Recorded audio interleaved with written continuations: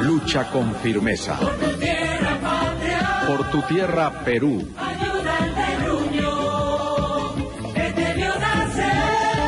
Costa, sierra y selva, unidos.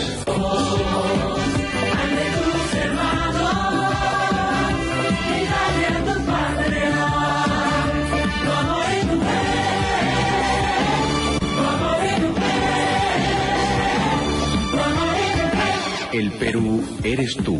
Haz mejor tu labor y tendrás un Perú mejor. Lucha con firmeza para conservarla. En el futuro, en tu porvenir, en tu porvenir. Claro. Hola, ¿qué tal? ¿Cómo están, amigos? Buenas noches, bienvenidos a Abre el Pueblo. Acá estamos empezando ya un rápido diálogo y debate sobre los temas de la jornada con los miembros de nuestra mesa, que hoy van a tener que analizar temas que tienen que ver con economía y que seguramente le van a interesar a ustedes de sobremanera. Pero primero, con las noticias, como siempre. Yanina está preparada para darnos las noticias actualizadas. Yani, bienvenida. ¿Qué tal? Muy buenas noches. Así es, iniciamos el programa conociendo las noticias más importantes de hoy. Ilan Heredia se negó por segunda vez a asistir a la Comisión de Fiscalización del Congreso. Investiga el caso de las agendas con información financiera y personal. Se le atribuyen a su hermana Nadine Heredia, por lo que será citado de grado fuerza. El ministro del Ambiente, Manuel Pulgar Vidal, garantizó que el proyecto minero Las Bambas en Apurímac entrará en operaciones entre los meses de enero y marzo del año 2016. Dijo también que según el acuerdo entre dirigentes y el Ejecutivo, se mantienen según los plazos previstos. El Tribunal Constitucional dejó al voto para resolver en un plazo máximo de 30 días el recurso de agravio constitucional contra el cuestionado habeas corpus, que archivó la investigación por lavado de activos contra la primera dama Nadine Heredia y otros 13 involucrados. La oposición parlamentaria presentó ayer una moción de censura contra el ministro de Justicia y Derechos Humanos, Gustavo Adriancén, por un supuesto intento de censura contra la procuradora de lavado de activos, Julia Príncipe, sobre una investigación de Nadine Heredia. El presidente de Uruguay, Tabaré Vázquez, recibió esta mañana al candidato oficialista a la presidencia argentina, Daniel Scioli, quien busca afianzar el bloque regional y el diálogo bilateral en materia productiva, de infraestructura y conectividad. Su siguiente cita será con la presidenta de Brasil, Dilma Rousseff. Y esas fueron nuestras noticias. Adelante, Pepe. Yani, muchísimas gracias. Señores, le dije que íbamos a hablar en el primer tema de un punto económico que es importantísimo. Está dando la vuelta al mundo, ¿ah? Lo que pasa es que acá no muchos lo están analizando, pero creo que nuestro panel va a poder hacer un análisis y debate interesante sobre si se deben cambiar y se deben hacer algunas reformas en la economía nacional. Vamos a profundizar. Primero vamos a ver cómo hemos titulado este primer bloque en Abre el Pueblo.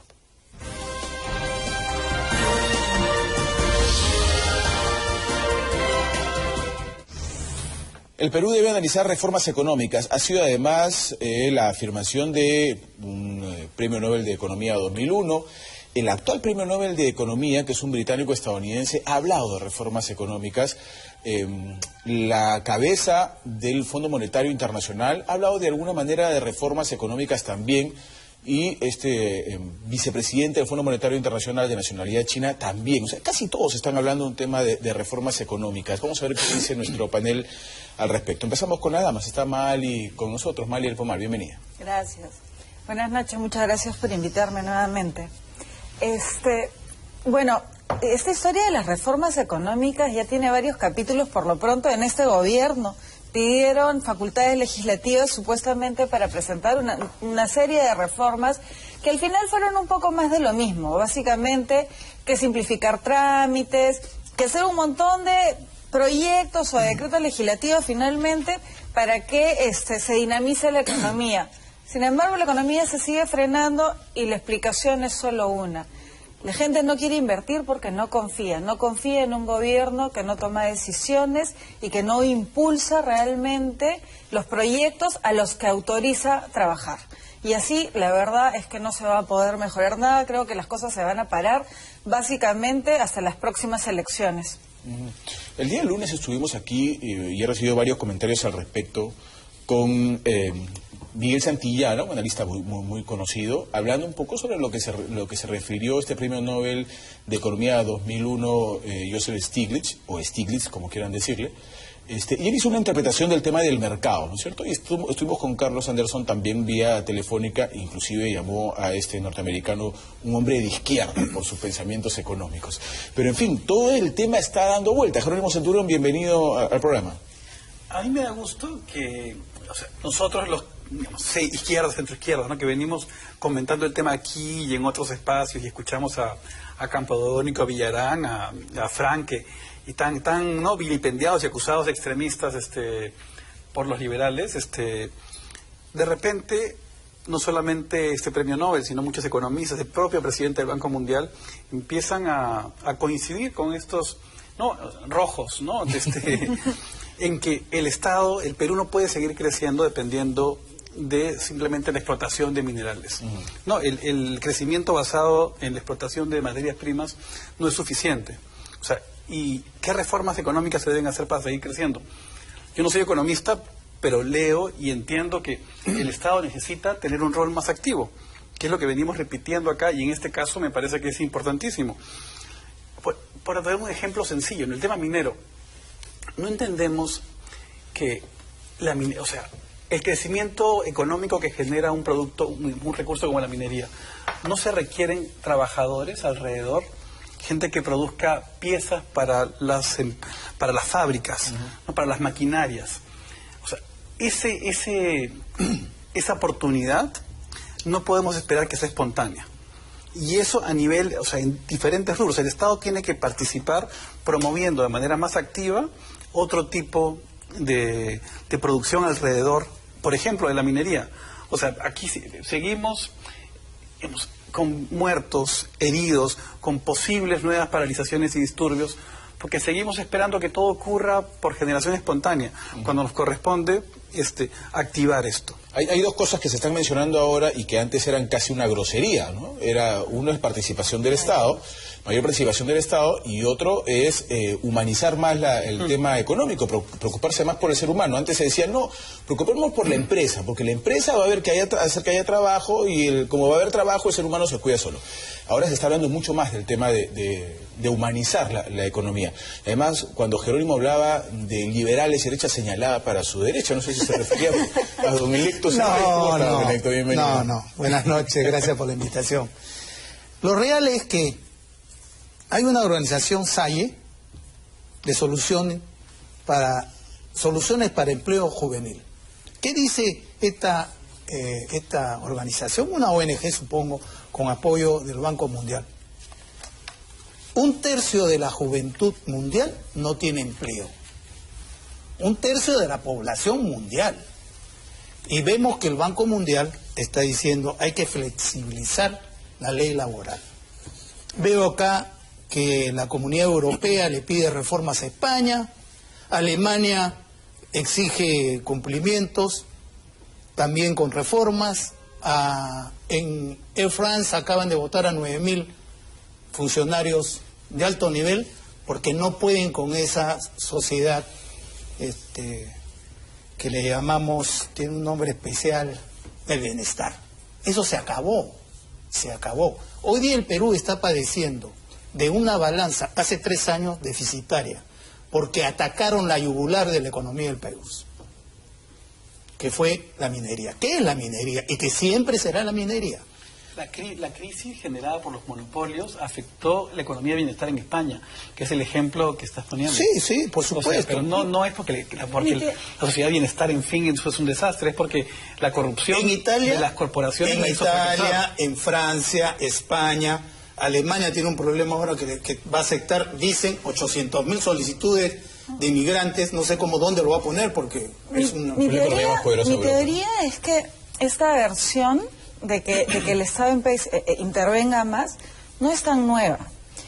China creció a partir de que tienen este sistema de ser comunistas liberales, Claro. y comunistas capitalistas. Entonces, ¿pero por qué funciona esto? Porque ellos básicamente controlan, como gobierno, todas las variantes que no tienes controlado un país capitalista liberal. Entonces, esto les funcionó a ellos porque al tener control de las demás variables, podía ser capitalista, controlando las variables, cuánta gente va a comprar, cuánta gente todavía no lo dejo que entre al mercado. Voy viendo cuánto tengo para ver cuántos entran a esta economía dinámica, etcétera, etcétera, etcétera. Y les funcionó perfectamente. O sea que no es una teoría tan nueva esta, claro, de tener un sistema de 40%. No sé. O sea, el tamaño de las inversiones del Estado en la economía china son de alrededor de 40%. O sea, es importante. Claro. O sea, es decir, tienen un sistema que funciona allá. Entonces ahora creo que a partir de esa experiencia se está empezando a hablar un poco, porque finalmente es la única que no colapsó, ¿no? Tenemos cuántas experiencias de no hacer, no intervenir, y ahí está el colapso. Entonces, finalmente, bueno, estamos planteando eso, pero yo sostengo que eso, efectivamente, pues, ser más humanos, más participativos. Tampoco es nuevo. José Mujica, en su discurso en el COP20 en Brasil, hizo y dio un discurso precioso, que el que pueda búsquelo en internet. Aquí. No, perdón, en Brasil se hizo el anterior. Hizo un discurso precioso acerca de cómo humanizar la economía, cómo dejemos de ser objetos compradores para ser nuevamente humanos y no trabajar para vivir, sino vivir para trabajar, y todo este discurso. Pero finalmente, en el día a día, lo que resulta es lo que dice Jerónimo, sí, que el Estado debe promover, eso no está, es más, en las leyes, en el marco legal que crea, que señala qué tipo de economía tenemos, dice que son muy promotores y tal, historia, todo muy bien, todo muy bonito, pero eso no va a funcionar si es que no hay minería. Lo que pasa, Magali, es que está en contra de la minería. No, pero es que sí hay gente que está en contra de la minería. Claro, pero no estoy diciendo que tú, pero hay gente. Hay gente, pero son casos incluso aislados en Cajamarca, en Puno. O sea, ya no tan aislados, son activistas políticos. Cada vez más. Es una estructura, una estructura, Jerónimo. No, eso es una teoría que nace desde Alan García. No, pero no es que hay unos rojos que quieren sabotear el país. Son minorías. Seguro que son minorías, estoy convencido que son minorías, pero han logrado paralizar los grandes proyectos. Es verdad. Ese es el problema. Sí, claro. Son minorías. Pero no porque ellos sean muy fuertes, sino porque el gobierno es muy débil. Muy débil. O sea, es básicamente y porque se aprovechan, volviendo al punto, de la ausencia del Estado en esas regiones para capitalizar demandas alucinadas. Jerónimo, una cosita. Yo cuando veo estas conclusiones del Banco Mundial, del Fondo Monetario Internacional, desde el colegio, yo tengo un poquito más de años que ustedes, cepalinos, la teoría cepalina, hay que sustituir las importaciones por industria nacional. Nos llevaron a una bancarrota, eso lo comenzó Prado. Estoy hablando del segundo gobierno de Prado, y terminó en los años 90. Nos metieron unos golazos de deuda que hasta ahora la seguimos pagando. Entonces, hay que industrializar, y hay una cosa que la minería hace, y lo hablé hace tiempo acá. Mucha gente que estuvo en el sector pesquero metalmecánico ha hecho grandes plantas para la minería y las está exportando. Hemos crecido mucho en metalmecánica. Nos está comprando, Chile nos está comprando. Colombia nos está comprando, Ecuador nos está comprando equipos, y hasta la China nos ha comprado equipos para la minería. Magali decía algo importante. Esta teoría no es nueva, efectivamente. Inclusive en esta mesa, desde hace ya algunos años atrás, hemos tratado de hacer entender un poco esta misma teoría. Lo nuevo, y lo que sorprende a muchos economistas, y a muchos que no hemos escuchado antes, es escuchar decir a alguien como la presidenta del Fondo Monetario Internacional: señores, estamos listos para cambiar, el FMI y el Banco Mundial están listos para el cambio. Tenemos que sumarnos al cambio. Pero es textual. Entonces eso es un poco lo que sorprende, ¿no? Ellos están diciendo de alguna manera, nuestra teoría ya fue. Claro, hay que flexibilizar. Yo no lo sé, o sea, efectivamente lo dicen, y a mí me alegra escucharlos, leerlos, pero claro, ¿es real esto? O sea, lo dicen en un discurso cuando están todas las cámaras de televisión y medios del mundo expectantes, pero han promovido en estos años. Sabemos que Ollanta llegó al poder, ¿no es cierto?, con estas ideas que seguramente tiene ahí guardadas. Sí. Pero si es que no ha actuado es por presión externa, que le dicen, si tú actúas, el Estado crece, estatizas o mueves algún tipo de pieza que pueda asustar las inversiones, nos vamos. O sea, ha estado hackeado durante estos 4 años. ¿Hackeado por quién? Yo no digo que sea del Banco Mundial directamente, pero sí hay intereses de empresas que están alrededor de ellos. Que lo mismo le dijeron a Evo, ¿no? Sí, y Evo lo hizo, efectivamente. Y no le pasó nada. Entonces, a lo que voy es a que estos discursos del Banco Mundial, que además creo que en el segundo bloque vamos a hablar de eso, ¿no? Sí, también Una tenemos investigación espectacular de Ojo Público. Sí, muy bueno. Que te demuestra cómo hay un doble discurso.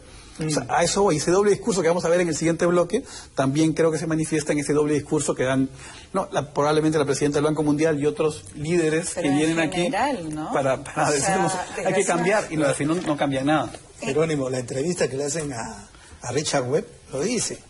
Este es para la foto. Claro. Es para la foto. Muy bien lo has definido. Bueno, pero ya es un arranque. No, pero... Yo creo que es un reconocimiento a un sistema fracasado. Bueno, lo que estás es diciendo... Ahora, me preocupa que crean que esa es la solución, ¿no? O sea, lo que están es reconociendo que el sistema que había no funciona. Ya no, por lo menos. Funcionó en su debido momento, dejó de funcionar. ¿Ok? Y ahora hay que cambiar. ¿Hacia dónde cambiamos? Y entonces han visto esto como alternativa. Lo que me preocupa a mí, de hecho ellos deben saber más que yo, pero si no lo hacen es por algo también, es si ese es el único camino. Si simplemente están buscando en lo que existe y no están buscando más allá. Pero no estamos polarizando tampoco. O sea, no vamos a pasar de un sistema liberal a un sistema estatista ni socialista. Lo que se está planteando es que se tiene que insertar a más actores dentro de esta ruta de crecimiento. Y esa inserción, esa inclusión, necesita un rol más fuerte del Estado, ¿no? Se requiere pero no como 4, promotor. 5, 6.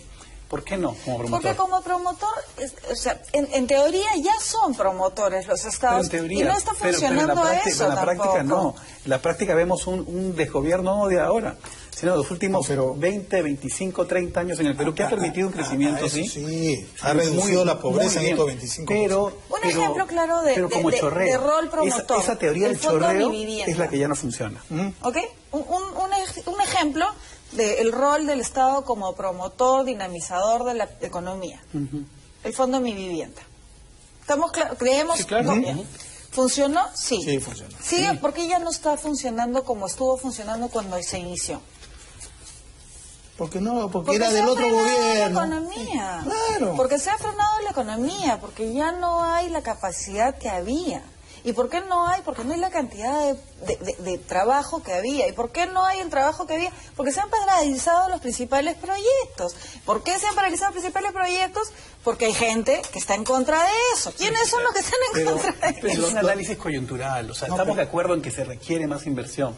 Pero si vamos al fondo del tema, no podemos plantear un sistema en el que solamente planteemos que queremos más inversión y eso como base, sino que, reitero, hay que incluir más. Pero ahí está la fórmula, pues, que es la asociación público-privada. Eso tiene que funcionar. El Estado lo que pasa es que no cumple su rol. No cumple su rol en educación, no cumple su rol en salud. Y le quieren dar más roles. Y le quieren dar más roles, por favor. Hemos visto un ejemplo, lo que ha pasado con el lote 192 y los anteriores, que tenían que regresar Perú-Petro o Petro-Perú, es la misma macana, es el Estado peruano. No hay una política. Tuvieron que dárselos a los noruegos nuevamente, que no deben más de 6 millones de dólares. Y esto de que Petroperú entre, es una jalada de pelo, no sé cómo lo van a hacer. Bueno, pero la empresa privada que estuvo fue un desastre también. No, por supuesto. No es que haya sido gran cosa. Por eso, ahí está la asociación. Vamos con una llamada telefónica, la gente está reventándonos la línea, quiere participar. Hola, buenas noches. ¿Aló? ¿Aló, buenas noches? Sí, señor, bienvenido, lo escuchamos. Yo quería preguntar a la señorita, ¿cómo van a hacer con el concordato por el Vaticano? Y aparte la pregunta es, yo sé que el Vaticano recibe cada mensualmente un dinero, y quería saber si la señorita se va a dejar manipular por la Iglesia Católica con el dinero que recibe cada año y cada mes, y por qué la Iglesia Católica no paga impuestos hace casi 50 años. Sabemos nosotros también los cristianos evangélicos que la Iglesia Católica controla la riqueza del Perú y también del mundo. Y quería saber qué va a hacer ella para cortar ese contrato ilegal que tiene el Vaticano con el Perú. Muchas gracias. Muy bien, gracias a usted por su comunicación telefónica. A ver, antes de esa siguiente llamada, no sé si tienes alguna respuesta, Mali. No escuché muy bien. Yo no escuché muy bien la pregunta, pero yo no estoy de acuerdo con que las iglesias no paguen impuestos por si acaso. No me parece que sea una política válida.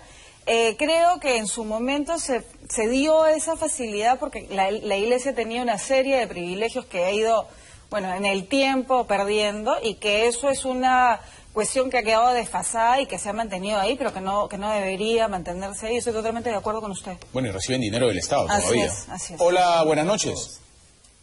¿Aló? Sí.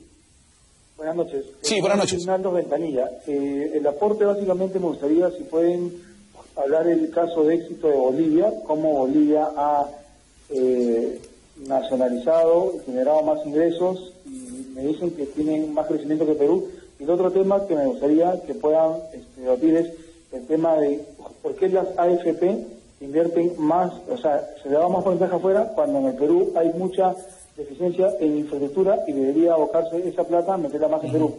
Ok, gracias por su comunicación telefónica, muy amable. Hola, buenas noches.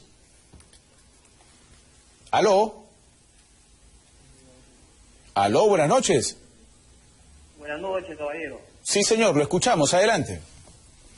Sorprendido con la noticia. No había tenido oportunidad de escuchar a la presidenta sobre el tema de las reformas económicas. La presidenta del Fondo Monetario se refiere usted, a Christine Lagarde. Bueno, el mundo o globalmente se ha suscitado una serie de hechos en el que se ve a las sociedades que son, se puede decir, direccionadas en una política o en un sistema en el cual vamos pues como se podría decir como reses o carneros, ¿no?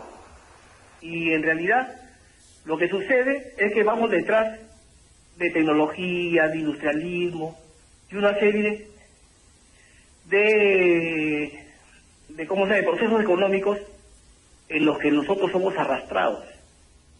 Ok. Hola, buenas noches. Buenas noches. Sí, señor, adelante, lo escuchamos. Le habla Ricardo desde Chorrillos. Bienvenido, Ricardo. Lo que el Perú necesita no son reformas. Lo que el Perú, nuestro país, son políticas de Estado.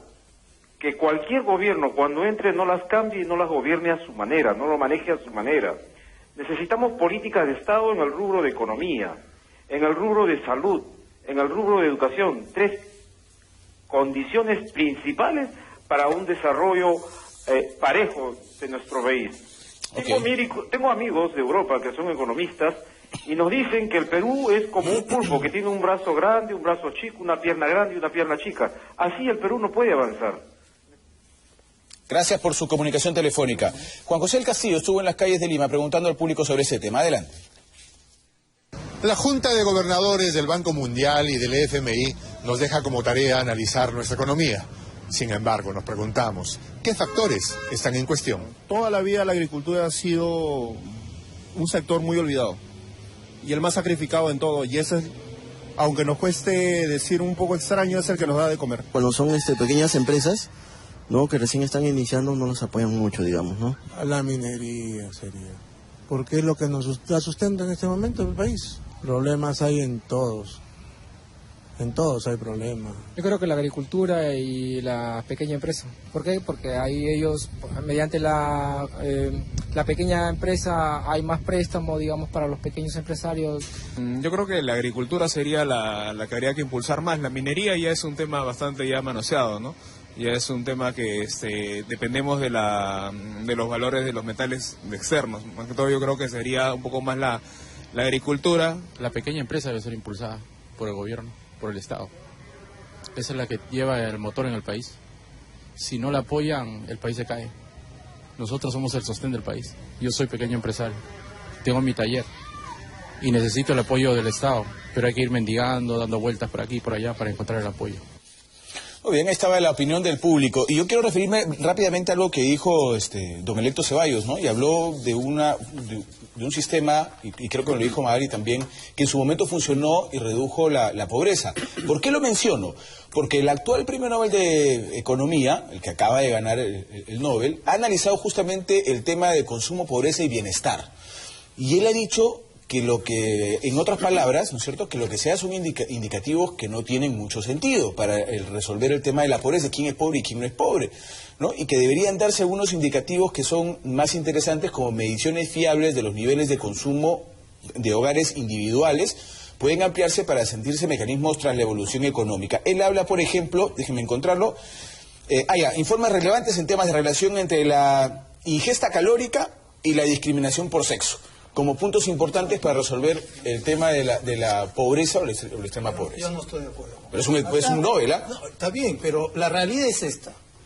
El peruano, la peruana, la juventud, que es la que no tiene trabajo, que el 70% es informal, quiere un puesto de trabajo digno. Que no, que hay que darle tantos sueldos mínimos. No, señores, el mejor ejemplo es la flexibilización que se hizo para la ley agraria. Estamos exportando, el próximo año vamos a exportar 7.000 millones de dólares. Nunca jamás exportamos tanta cantidad. Esa gente no tiene sueldo mínimo. El trabajador rural de la costa no tiene sueldo mínimo. Y el de la sierra, como dice muy bien Richard Webb, ya no está en el salario mínimo tampoco. Tiene CTS, tiene vacaciones, no 30 días. Tienen un régimen especial. Tienes a eso voy. Eso es lo que tiene que hacer el Estado. Vía Congreso, modificar ciertas leyes que van a generar trabajo. Hay como 20 regímenes especiales. Por eso te digo, ojo, y el mejor ejemplo es el Ministerio de Trabajo. No le paga a los controladores. A los inspectores. A los inspectores. Los inspectores se cada rato. Y el trabajador estatal, su fondo lo maneja el Estado. Claro, pero... Entonces estamos con una distorsión. Sí, pero el tema no es... todos estamos de acuerdo. Yo creo que nadie está en desacuerdo con que haya más inversiones. Las inversiones, la empresa genera más empleo. Y en eso estamos todos de acuerdo. El tema es si solamente esa es la ruta o no.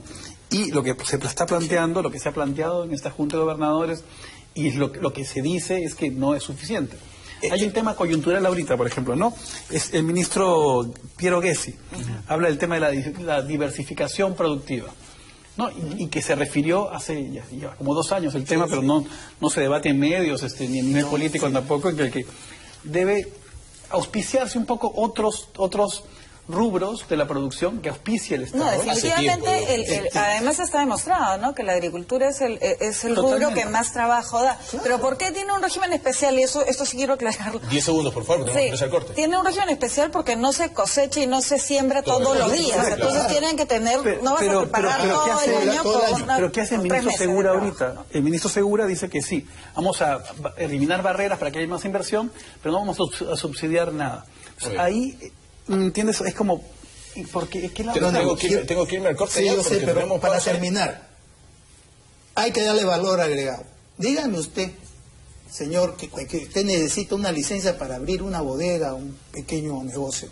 ¿Usted cree que le van a dar permiso a una refinería en el Perú? Por favor.